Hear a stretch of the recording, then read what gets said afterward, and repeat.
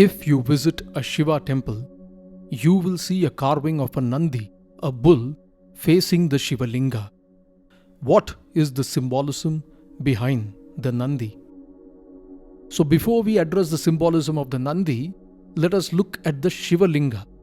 The Shiva Linga is a representation of the infinite. All that exists is Shivam.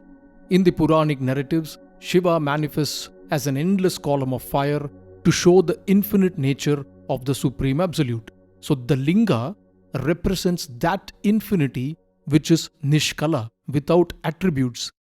So the Leela of Shiva, the Tandava, the dance, is responsible for all of creation, or in this case, manifestation. We will go into a detailed overview of what the Shiva Linga is in a later episode. So everything that exists is the Leela of Shiva. The manifestation of the universe is his sport. So what is the symbolism of the Nandi then? The Nandi represents the individual self, the Jivatma, which is nothing but a part of the Shivam, but in this dance gets covered with Ahamkara and goes about its existence unaware of its true nature. To understand this better, we look at a narrative from the Shiva Purana. A great sage Shilada meditates on Indra. His desire is for a son. The catch here is that he wants a son not born of the womb and a son who is immortal. Indra straight up tells Shilada that this is indeed not possible. Everyone born must die. He tells Shilada, I will grant you your boon, but you can only have a mortal son. Shilada would not take this for an answer. He engages in a penance on the Supreme Shiva. The Puranas actually state that for more than 1,000 years, Shilada sat in penance, in tapas. The Puranas state that his entire body was covered in an anthill and he remained in that state for years. Finally, Shiva himself appears before him and grants him a boon.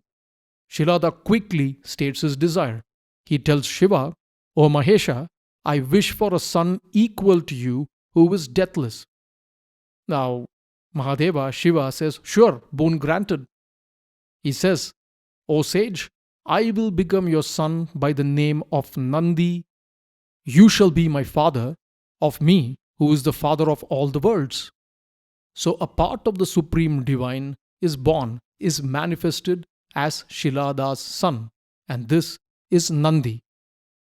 So the sage, blessed with his baby boy, is going about his business when one day, when the boy had completed 7 years of age, two sages, two munis, Mitra and Varuna, arrive at the hermitage of Shilada.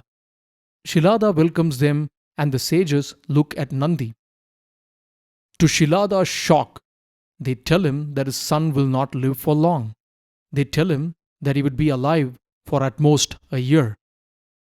Having heard these sages speak so, Shilada, like any loving father, is plunged into sorrow. But his son Nandi assures him that he will not die. After all, he is a manifestation of the great Mahesha. He assures his father that he will prevent his own death by means of tapas, penance. So Nandi goes off into the deep forests and undertakes a penance, a tapas with a single-minded focus on Shiva. Shiva appears, pleased by the tapas of Nandi. He quickly removes Nandi's fears. He says, You're equal to me, why are you afraid of death? And he further tells Nandi, You will be by my side for eternity. You will forever be my favorite, and due to my grace, you will have neither birth, nor death, nor old age. And then, in front of all of Shiva's Ganas, Mahadeva proclaims Nandi as his son and appoints him as the leader of the Ganas. Ganas mean multitude. So Nandi is appointed as the leader of the Shiva Ganas and blessed with immortality. This is the narrative of Nandi. Any narrative in the Dharmic texts can be interpreted on 3 levels. Adi Bhautika, pertaining to the material, Adi Devika, pertaining to the divine, which relates to the gods and these unseen, unrealized forces. Adhyatmika, pertaining to the self, the Atma. And these interpretations can serve as valuable guides to the three paths that lead one towards liberation: the Bhakti Marga, the path of devotion; the Karma Marga, the path of action; and the Jnana Marga, the path of knowledge. The Puranas are bhakti oriented at the surface, so initially we see how Nandi's focused devotion elevated him to the position of the leader of the Shiva Ganas. This is bhakti as we see it. But at the deepest level, the Nandi represents the individual self, the Jiva. So this self, even though it is a part of the Paramatma, is covered with ahamkara, the I-ness, and due to this, thinks of it as a separate entity. This is due to the Maya and Leela of the Paramatma. This is the fate of any Jiva that is incarnated, any Jiva that comes into existence. By not being focused on the true nature of reality, they get caught in the cycle of birth and death. Now, Shilada is a learned sage, but he also has a desire, that of a son who does not die. Indra represents the divine mind and the senses. He tells Shilada that any mortal has to die, get caught in samsara due to the senses. But Shilada goes on and due to the Leela of Shiva begets Nandi.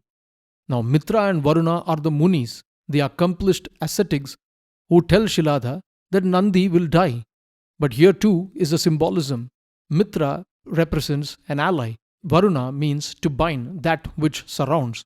So both these ascetics predict the demise of Nandi. But Nandi is able to proceed to deathlessness because of his single-minded focus on Shiva and his realization that he is one with Shiva. Now this symbolism is prevalent across many dharmic traditions. According to the Saiva Siddhanta tradition, it is Nandi Deva who imparts knowledge of yoga to the Siddhas. Yoga actually means union. How one can constantly live in union with the Godhead, the Shivam. The highest realization of yoga is the attainment of the state of Samadhi. In fact, Saint Tirumular, who was himself a disciple of Nandikeshwara, in his Tirumandiram, very beautifully encapsulates all this wisdom in a single verse. He says, Aya Padidan Arul Shiva Lingamam, Aya Pasuvum Adalerena Nirkum, Aya Balipidam Agum Nalpasamam, Aya Arannilai Aindu Kolvar Katke. The Pati is the supreme absolute, the Shivam, the pure Godhead. This is represented by the Shiva Linga. And here, Pati means controller. The Pasu represents the Jiva. The Pasu is the self that is caught in the cycle of samsara. This is represented by the Nandi that is focused on Shiva. Right behind the Pasu, behind the Nandi, is the Balipita. This represents Pasa, the rope that ties the Atman to the material world, due to which the self gets into the cycle of birth and death. Bali is the sacrificial offering. This is what is holding the Nandi.